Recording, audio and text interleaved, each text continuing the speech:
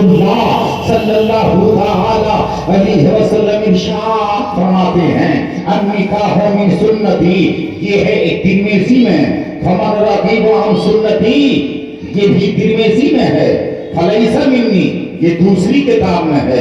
یہ تینوں کو جوڑ کر کے نکاح نامہ پر یا کسی کتاب میں جو لکھا ہے، یہ دو چار کتابوں سے جوڑ کر کے لکھا ہے النکاح من سنتی فمن رغب عن سنتی فلیس منی، یہ پوری عبارت کسی ایک کتاب میں ہے ہی نہیں، یہ الگ الگ کتابوں میں ہے، جوڑ کر کے لکھا گیا ہے۔ تو اس کا معنی یہ ہوا نکاح کرنا نبی فرماتے ہیں میری سنت ہے، اور جو مجھ میں جو نکاح سے منہ پھیر لے، روگردانی کرے، وہ مجھ میں سے ہے ہی نہیں۔ اے میرا بھائی اب بتا نکاح کرنا کب کب سنت ہے، نکاح کرنا کب فرض ہو جاتا ہے، نکاح کرنا کب واجب ہے، اور نکاح کرنا کب ناجائز ہے، اور نکاح کرنا کب حرام ہے۔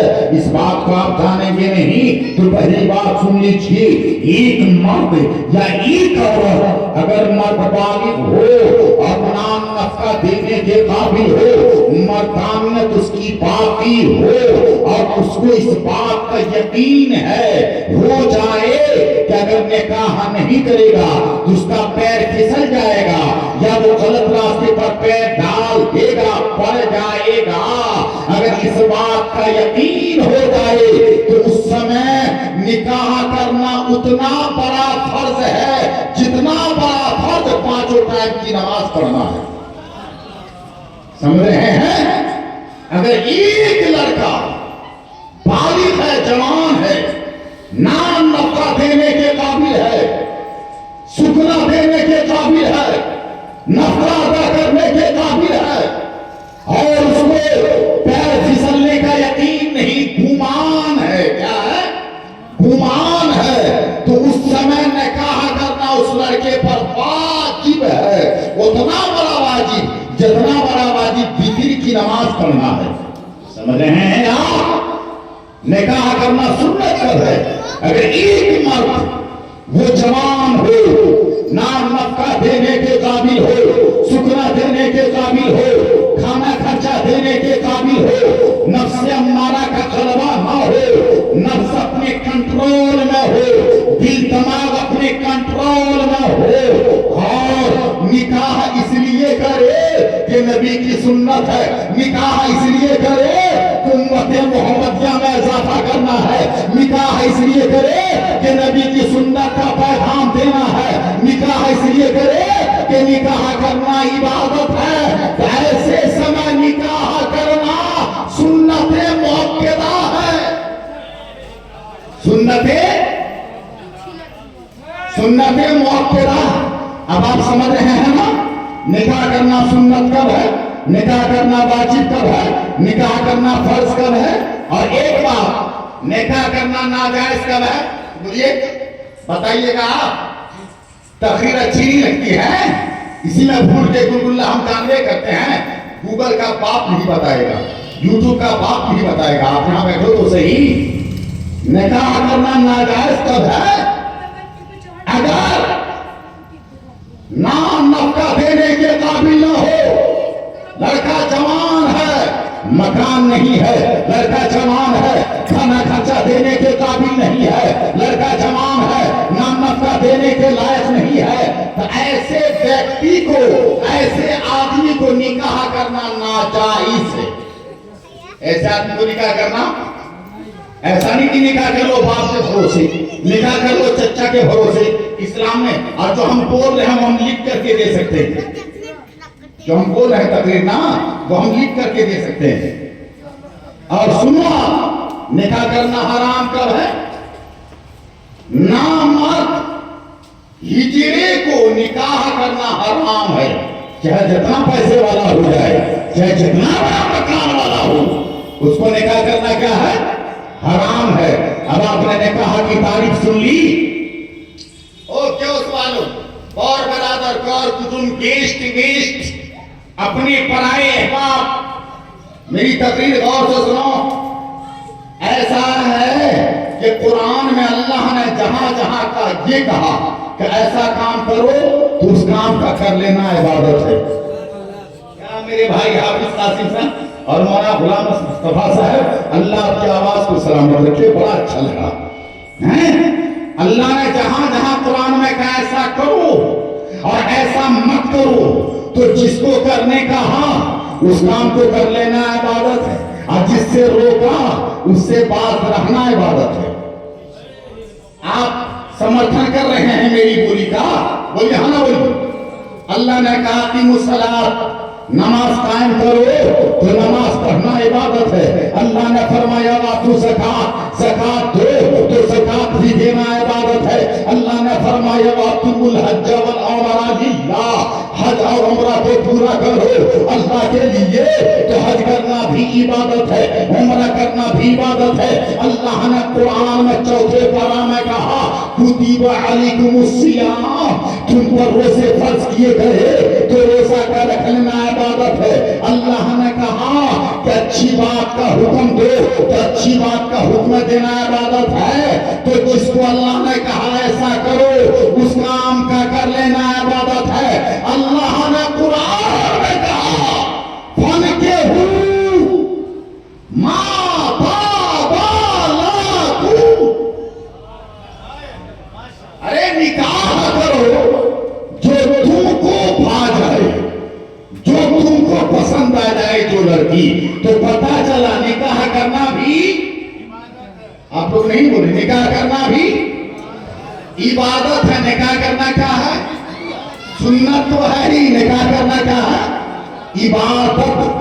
اب آپ اتنا سمجھ گئے تو جب یہ عبادت ہے بھائی تو عبادت میں فرائض ہوتے ہیں, عبادت کے اپنے اصول ہے فقہ کے اعتبار سے, عبادت میں واجبات بھی پائے جاتے ہیں, عبادت میں سنن بھی پائے جاتے ہیں, عبادت میں مکروہات بھی پائے جاتے ہیں, اور عبادت میں تحریمات بھی پائے جاتے ہیں.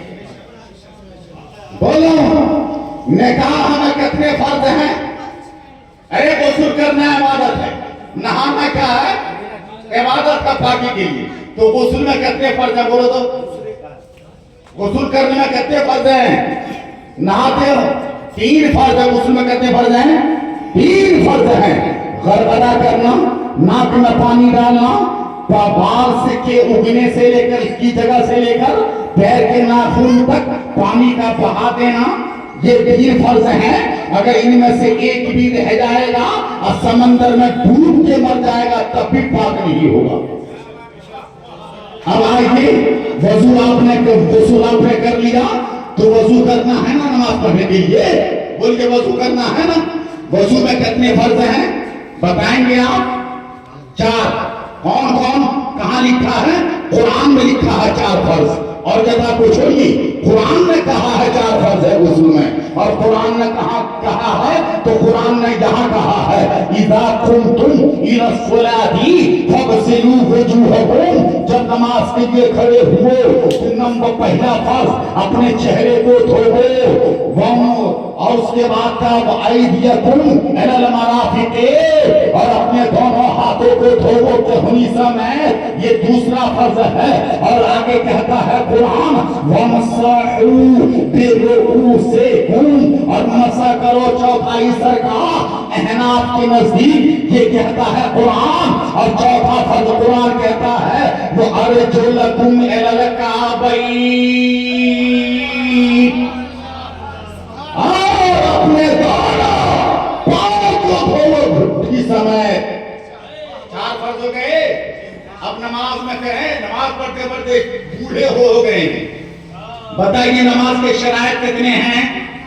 نماز پڑھنے سے پہلے کئی چیز شرط ہے جس کے بغیر نماز کے لیے کھڑے ہی نہیں ہو سکتے ہیں آپ. کون ہے؟ 7 چیزیں. کیا چیزیں ہیں؟ نماز کے شرائط کتنے ہیں؟ 7.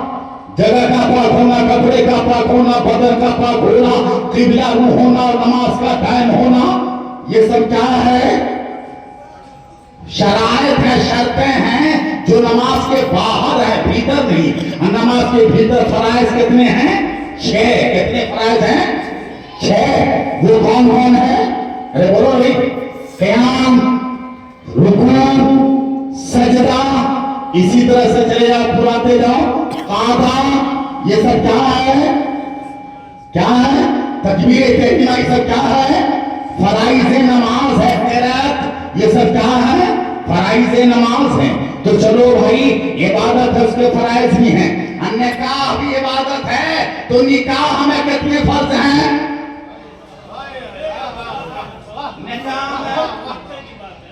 نکاح میں کتنے فرض ہیں بھائی؟ کیوں سوالو یا کر تم لوگ پڑھے لکھے لوگ آپ بولیے گا نکاح میں فرض کتنے ہیں؟ دو چیزیں. نکاح میں کتنی چیزیں فرض ہیں؟ ارے بولیے نا، ہم بتا دیتے ہیں. دو چیزیں. نمبر 1 ایجاب و قبول. بولو نا سبحان اللہ. ایجاب کس کو کہتے ہیں، قبول کس کو کہتے ہیں؟ بتائیے گا آپ نے، ہم بتا دیں.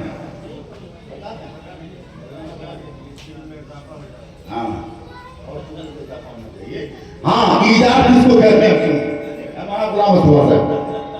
جب قاضی صاحب نام لکھ کر کے لے جاتے ہیں لڑکی کے پاس اندر اور کہتے ہیں نا فلاں صاحب کا لڑکا فلاں جگہ کا رہنے والا فلاں نام، ان دو گواہوں کی موجودگی میں اپنے مہر کے ساتھ اپنی وکالت سے آپ کو ان کی زوجیت میں دیا، آپ نے قبول کیا. کہتے ہیں نا بھائی، نکاح پڑھانے والے لوگ بولتے ہیں نا، تو لڑکی کے قبول کرنے کا 3 طریقہ ہے، 3 اسٹائل ہے. یا تو لڑکی زبان سے اقرار کرے گی، یا تو لڑکی سر ہلا دے گی، اشارہ کر دے گی، یا نہیں تو لڑکی چپ لگا دے گی.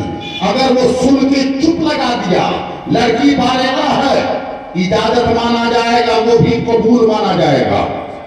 لڑکی نے اشارہ کر دیا تب بھی قبول مانا جائے گا. لڑکی نے زبان سے بول دیا تب بھی قبول مانا جائے گا.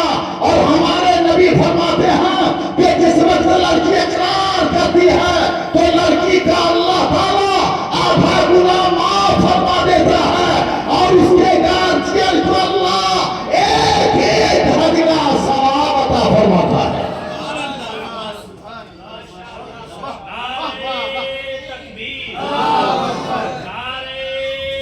یا رسول اللہ.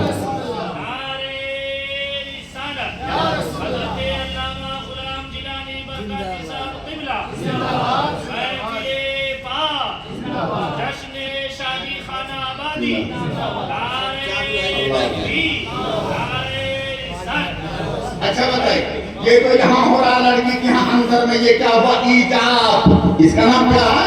ارے بولیے نا، ایجاب.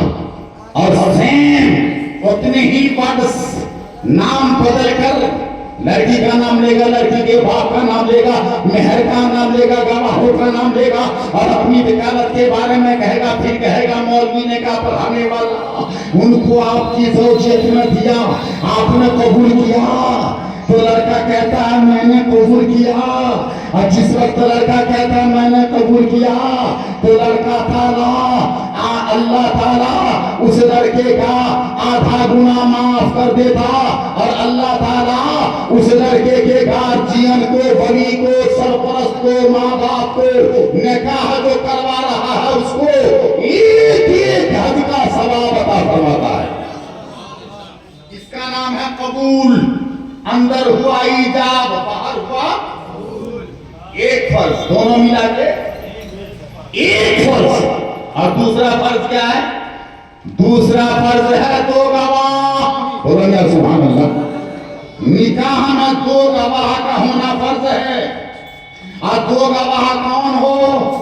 دونوں مرد ہو، ایک مرد ہو ایک عورت ہو. عورت بڑی پڑھی لکھی ہے، نکاح ہو جائے گا جی. عورت اگرچہ P M C M P M جو بھی ہو، عورت ہو کیا نکاح ہو جائے گا؟ کبھی نہیں ہوگا. ارے وہ ایک مرد ایک عورت ملا کے 1.5 گواہ ہوا. کتنا گواہ ہوا؟ کتنا ہوا؟ 1.5 گواہ. 1.5 گواہ پہ نکاح کیجیے گا. ایک مرد ہو 2 عورت ہو تب جا کے نکاح صحیح ہوگا.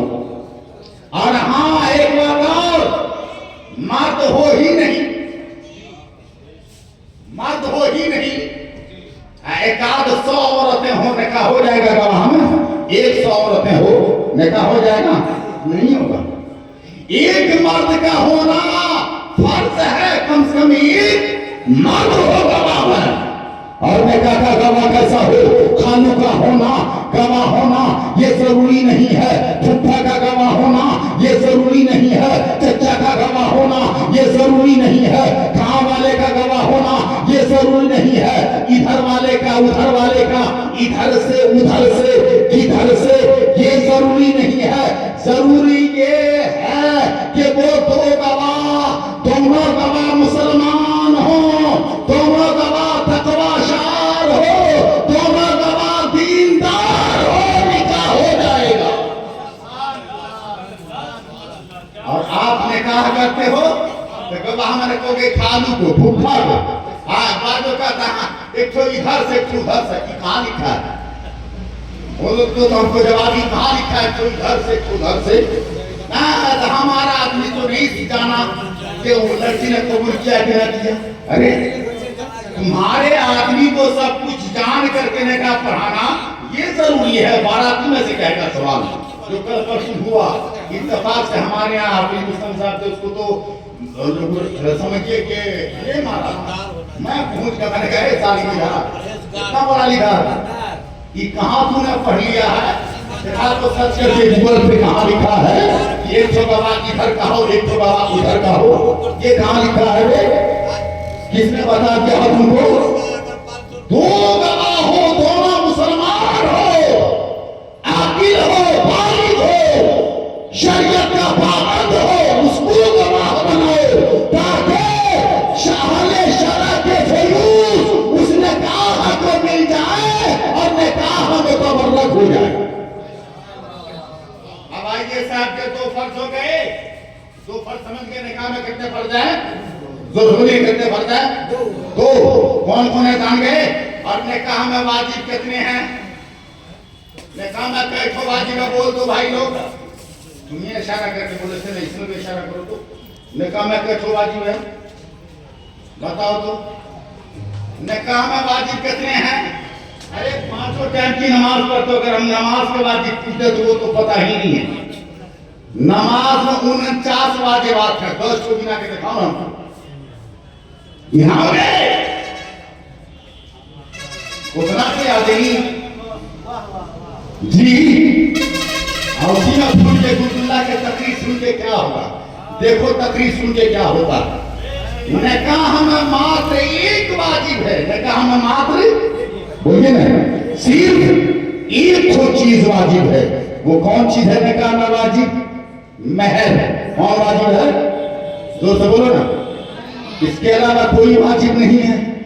اور مہر رہی تو مہر پہ بات ہے. یہ پوچھیے مسئلہ کم سے کم مہر کتنا ہونا چاہیے؟ زیادہ سے ہے دین مہر نہیں.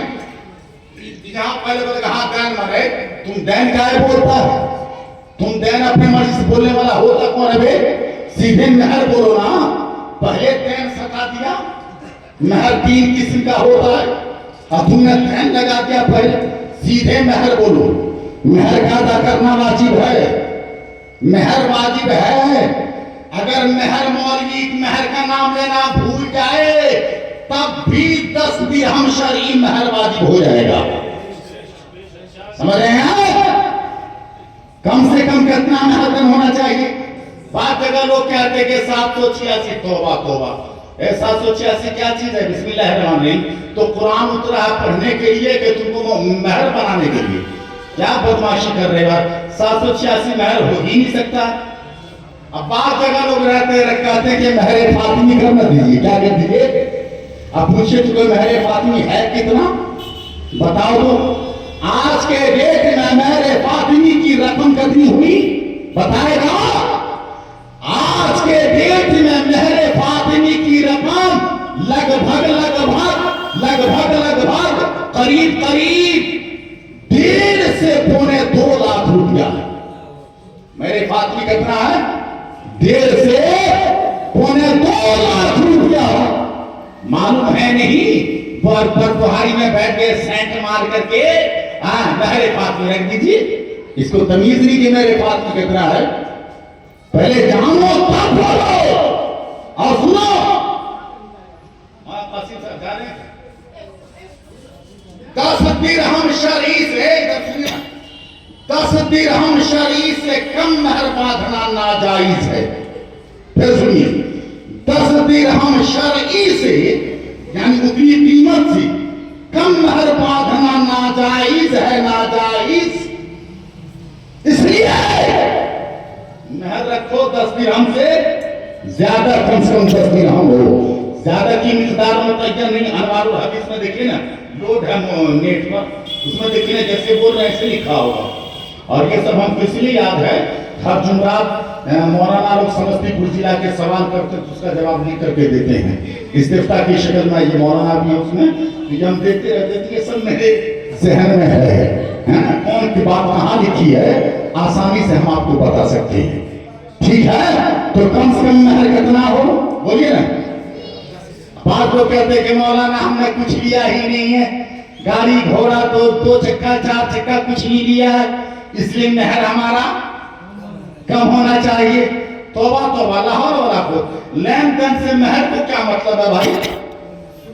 کوئی ٹچنگ, لین دین سے مہر کی کیا ٹچنگ؟ یہ کیا بدماشی ہے؟ تم لو جہاں مت لاؤ, لیکن مہر 10 درہم سے زیادہ ہونا چاہیے.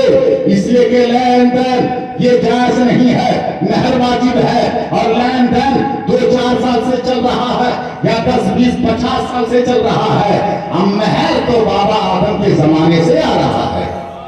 سنو حدیث پاک بخاری شریف جلد اول پارہ 4, قال النبی صلی اللہ تعالی علیہ وسلم لما خلق اللہ تعالی آدم وطولہ 60 ذراعا الى آخر الحدیث.